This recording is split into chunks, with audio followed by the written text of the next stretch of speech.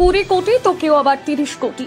এক একটি সিনেমা থেকে কত আয় করেন বলিউড অভিনেত্রীরা, সামনে এলো সেই তালিকা। কোন কোন অভিনেত্রী রয়েছেন এই তালিকায় জানতে দেখুন বিশদে। অভিনয় জগতে অভিনেতা ও অভিনেত্রীদের মধ্যে আয়ের বৈষম্য বরাবরই থাকে, তবে এবার চর্চায় উঠে এলো অভিনেত্রীদের মধ্যে আয়ের ফারাকও। বলিপাড়ায় প্রথম সারির অভিনেত্রীদের মধ্যে আয়ের নিরিখে ইতিমধ্যে প্রথমে উঠে এসেছেন এই অভিনেত্রী। টপকে গিয়েছেন আলিয়া ভাট এবং কঙ্গনা রানাওয়াতকে। কে তিনি? সম্প্রতি একটি সংস্থার সমীক্ষার ভিত্তিতে প্রকাশ্যে এসেছে অভিনেত্রীদের আয়ের তালিকা। 10 জনের এই তালিকায় প্রথম স্থানে রয়েছেন দীপিকা পাড়ুকোন। সূত্রের দাবি তিনি নাকি ছবি পিছু 15 থেকে 30 কোটি টাকা পারিশ্রমিক নিয়ে থাকেন। দ্বিতীয় স্থানে রয়েছেন অভিনেত্রী সাংসদ কঙ্গনা রানাওয়াত। সূত্রের খবর তিনি ছবি পিছু 15 থেকে 27 কোটি টাকা পারিশ্রমিক নিয়ে থাকেন। তালিকায় তৃতীয় স্থানে রয়েছেন প্রিয়াঙ্কা চোপড়া। ছবি পিছু 15 থেকে 25 কোটি টাকার মধ্যে ঘোরাফেরা করে তার পারিশ্রমিক। সূত্রের দাবি তালিকায় চতুর্থ এবং পঞ্চম স্থান দখল করে রয়েছেন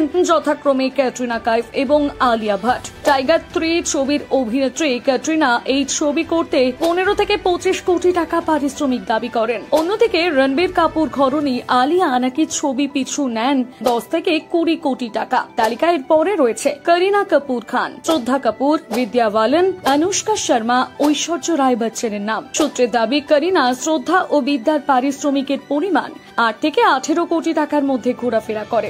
অন্যদিকে অনুষ্কা ঐশ্বর্যর পারিশ্রমিক থাকে 8 থেকে 14 কোটি।